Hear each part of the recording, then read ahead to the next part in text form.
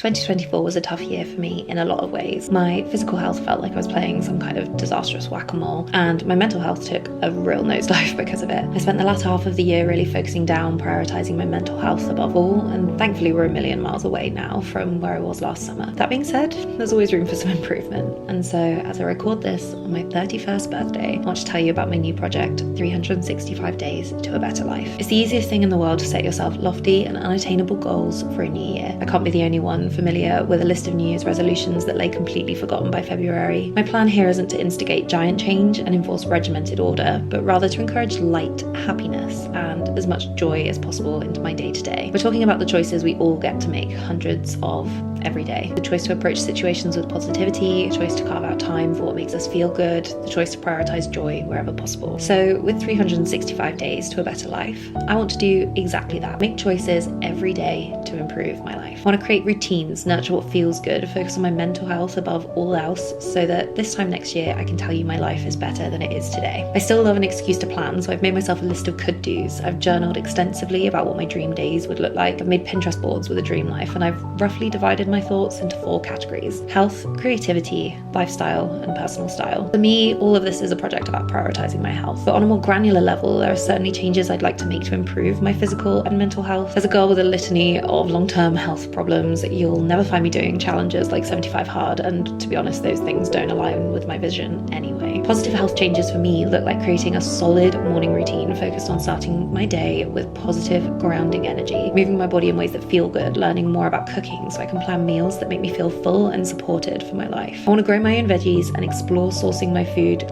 more locally and find ways to incorporate movement into every day. I want to spend as much time outside as possible, connecting with nature, feeling the sun on my face and the earth under my skin. One of the biggest lessons I learned in 2025 was that to feel happy and fulfilled, I need to be exercising creativity in some form. So over the next 365 days, I want to create a writing routine, continue creating content online that feels really authentic to me. I want to learn more about film photography, and I want to prioritize using my downtime for crafting. This spills into the lifestyle goals for me too. It's so easy for the weeks to run into each other when you're working all day, doing chores, and then crashing out on the sofa to mindlessly watch Netflix every night. I want to spend more time this year on the crafts I enjoy. My junk journal, embroidery, painting. I'd like to try air dry clay and jewelry making. I think it's important that every day has a moment, no matter how small, where I'm doing something that's just for me. I want to explore new ways to spend time with my friends, booking classes and courses and talks and events that get us out of the house doing something different. I want to read non-fiction books that teach me more about mindfulness, being present and staying grounded, and I want to develop my own recipes to share with friends. I want to spend time cultivating a bountiful garden for the food I can share with the people I love. And finally, I want to spend some time really honing my personal style so I can feel aesthetically like my most authentic self. I want to curate my wardrobe, clearing out that which doesn't serve me and investing in pieces I truly love. I want to work with a hairdresser to improve the quality and health of my hair and try and grow it past my collarbones where it's been stuck for years. I want to dress every day in clothes that make me feel good and happy and excited to go about my day. It's taken a lot of therapy over the last 6 months to realize that it's not selfish to put yourself and your happiness first. I actually think in doing this, prioritizing your own happiness, you are able to show up for those around you in the best possible way. I also hope that in sharing this journey with you guys, it'll give you the permission you need to do the same for yourself. We spend every single day with ourselves. We deserve to spend some time making ourselves feel good. I hope to keep updating you here with the big picture steps on this journey, but make sure you're following me on TikTok too for the small everyday changes. And whether you have a birthday this month or not, it's always a good time to try and improve your life.